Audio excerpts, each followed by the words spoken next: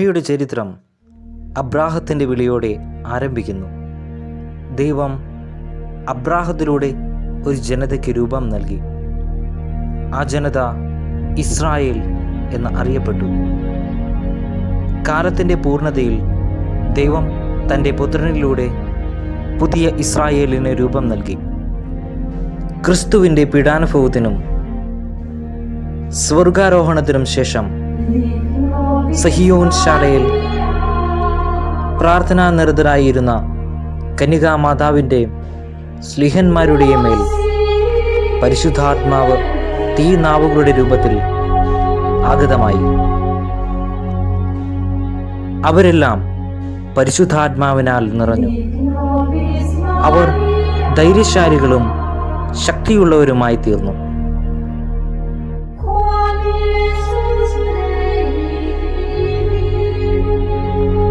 അഗ്നി ജ്വാലകൾ പോലുള്ള നാവുകൾ തങ്ങൾ ഓരോരുത്തരുടെയും മേൽ വന്നു നിൽക്കുന്നതായി അവർ കണ്ടു. അവരെല്ലാം പരിശുദ്ധാത്മാവിനാൽ നിറഞ്ഞു. ആത്മാവ് നൽകിയ ഭാഷാവരമനുസരിച്ച് അവർ വിവിധ ഭാഷകളിൽ സംസാരിക്കുവാൻ തുടങ്ങി.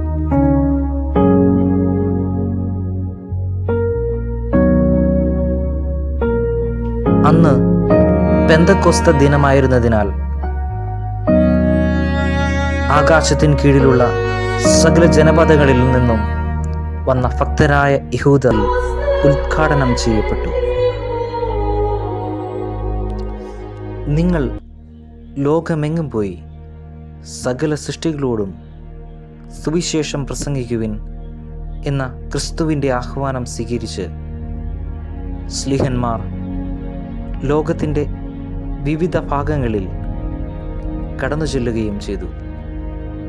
അങ്ങനെ ലോകത്തിൻ്റെ വിവിധ ഭാഗങ്ങളിലും സംസ്കാരങ്ങളിലും സഭാ സമൂഹങ്ങൾ വളർന്നു വന്നു. ആ നൂറ്റാണ്ടുകളിൽ ജെറുസലേമിലും ലോകത്തിൻ്റെ വിവിധ ഭാഗങ്ങളിലും സഭ വളർന്നു വികസിച്ചു.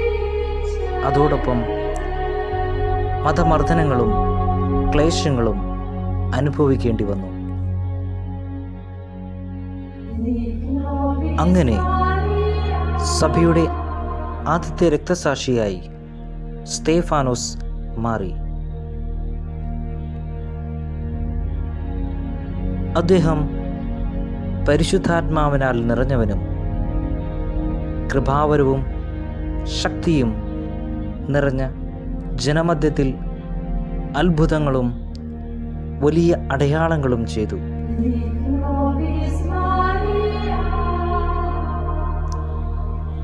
കിരീനേക്കാരും അലക്സാണ്ട്രിയക്കാരും കിലിക്കയിലും ഏഷ്യയിലും നിന്നുള്ളവരും ഉൾപ്പെട്ടിരുന്നതും സ്വതന്ത്രരുമായ സിനഗോഗ് എന്നറിയപ്പെട്ടിരുന്നതുമായ സംഘത്തിലെ അംഗങ്ങൾ എഴുന്നേറ്റ് സ്തേഫാനോസിനോട് വാദപ്രതിവാദത്തിൽ ഏർപ്പെട്ടു. എന്നാൽ അവൻ്റെ സംസാരത്തിൽ വെളിപ്പെട്ട ജ്ഞാനത്തോടും ആത്മാവിനോടും എതിർത്തു നിൽക്കുവാൻ അവർക്ക് കഴിഞ്ഞില്ല.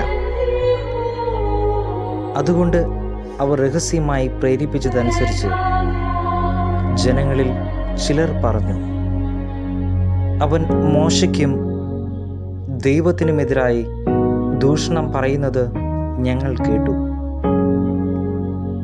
അവർ ജനങ്ങളെയും ജനപ്രമാണികളെയും നിയമജ്ഞരെയും ഇളക്കുകയും അവനെ ബന്ധിച്ച് ന്യായാധിപ സംഘത്തിൻ്റെ മുൻപിൽ കൊണ്ടുവരികയും ചെയ്തു. കള്ളസാക്ഷികൾ എഴുന്നേറ്റ് നിന്ന് പറഞ്ഞു, ഇവൻ വിശുദ്ധ സ്ഥലത്തിനും നിയമത്തിനുമെതിരായി സംസാരിക്കുന്നതിൽ നിന്ന് ഒരിക്കലും വിരമിക്കുന്നില്ല. നസ്രായനായ യേശു ഈ സ്ഥലം നശിപ്പിക്കുകയും മോശ നമുക്ക് നൽകിയിട്ടുള്ള ആചാരങ്ങൾ മാറ്റുകയും ചെയ്യുമെന്ന് ഇവൻ പ്രസ്താവിക്കുന്നത് ഞങ്ങൾ കേട്ടു. സംഘത്തിലുണ്ടായിരുന്നവർ അവൻ്റെ നേരെ സൂക്ഷിച്ചു നോക്കി. അവൻ്റെ മുഖം ഒരു ദേവദൂതൻ്റെ മുഖം എന്ന പോലെ കാണപ്പെട്ടു.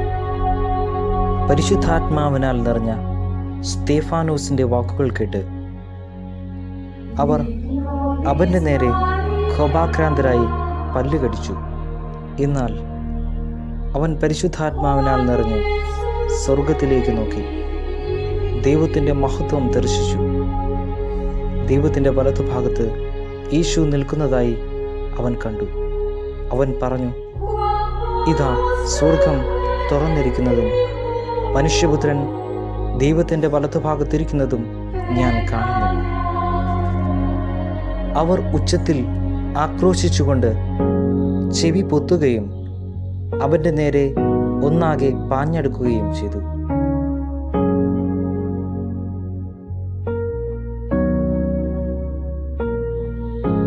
അവർ അവനെ നഗരത്തിന് പുറത്തേക്കായി കൊണ്ടുപോയി. അവർ അവനെ കല്ലെറിഞ്ഞു. സാക്ഷികൾ തങ്ങളുടെ വസ്ത്രങ്ങൾ സാവൂൾ എന്ന യുവാവിൻ്റെ കാൽക്കൽ അഴിച്ചുവെച്ചു. നിരന്തരം അവർ സ്തേഫാനോസിനെ കല്ലെറിഞ്ഞു. അപ്പോൾ അവൻ പ്രാർത്ഥിച്ചു, കർത്താവായ ദൈവമേ, എൻ്റെ ആത്മാവിനെ കൈക്കൊള്ളണമേ. അവൻ മുട്ടുകുത്തി വലിയ സ്വരത്തിൽ അപേക്ഷിച്ചു, കർത്താവേ, ഈ പാപം ഇവരുടെ മേൽ ആരോപിക്കരുതേ. ഇതു പറഞ്ഞ് അവൻ മരണനിദ്ര പ്രാപിച്ചു.